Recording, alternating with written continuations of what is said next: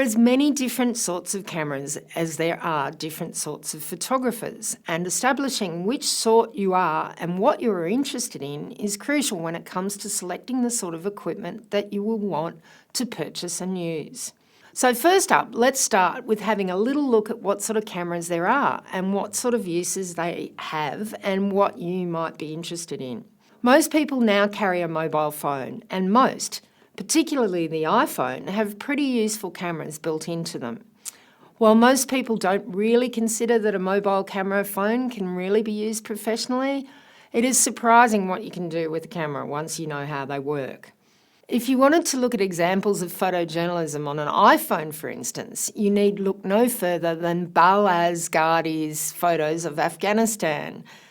So if a master like Balaz can produce incredible images that stay in your mind forever, what can you do with the equipment you have at hand? Cameras come in two different types. Ones that you can look through the viewfinder at the back of the camera and see exactly what you will be photographing. And the other sort, which what you see through the viewfinder is slightly different perspective. These two types of cameras have exactly the same versions, regardless of whether the capture mechanism is either film or a digital sensor.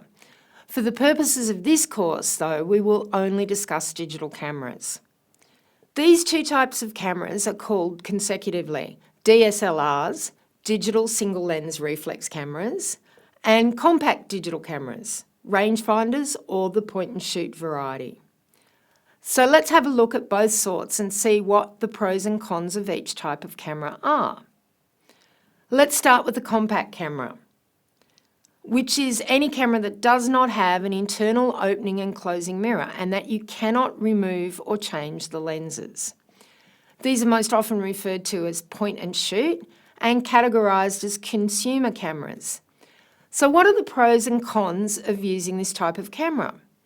These cameras generally have less buttons to be confused by, but correspondingly have less options to create different effects with, and these cameras will control pretty much all of the exposure details that will take any creative decision on exposure out of the equation. They also generally have a lesser quality of digital sensor, which affects the depth of information you get in the final image. This does not mean the resolution or size that you can reproduce the image to, rather the quality of the image you can get. The pros of using a camera like that is if you are wishing to remain inconspicuous. For instance, if you are travelling through an area that is crime-ridden or dangerous, these cameras are far less noticeable to anyone who may be a threat. They are light and easy to carry and very quick to operate. They are great for making grab shots as you are travelling and are far less bulky than a DSLR. And of course, a compact camera is a far less expensive alternative than a DSLR. If you are interested in completely controlling your camera and therefore the exact look of the image you produce, then a DSLR is probably the camera for you. For a keen amateur or someone that is interested in taking photography that one step further, the advantages of working with a DSLR far outweigh the disadvantages. But let's look at the cons first.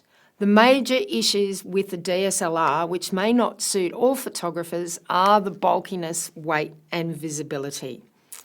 When you hold a DSLR to your face to look through the viewfinder, you become very obvious to many people. So often until a person becomes very practiced at being unobtrusive, this can be quite awkward in some situations. And I speak from experience when I say carrying a full kit of gear, including several camera bodies, lenses and accessories, can be physically very demanding as well as tedious. Far outweighing all of this, though, is the complete control the photographer can have over the exposure, technique and expression of an image that can be produced by using a DSLR. Through interchangeable lenses, understanding the camera's basic functions like shutter and aperture, controlling the ISO and understanding how and when to use a flash, a photographer can create the exact image they want by utilising this knowledge. Of course though, most professional photographers use DSLRs, And while the specialist equipment may have come down significantly in price and size, recently most decent DSLRs are very expensive. Remember, the single most important element in selecting a camera should be the quality of the sensor and the ergonomic design. So it's important to think carefully about what sort of photography you want to pursue, your physical abilities and your budget before purchasing expensive gear. In the next lesson, we will explore how each camera works, where the buttons are and what makes an exposure. So until then, happy snapping.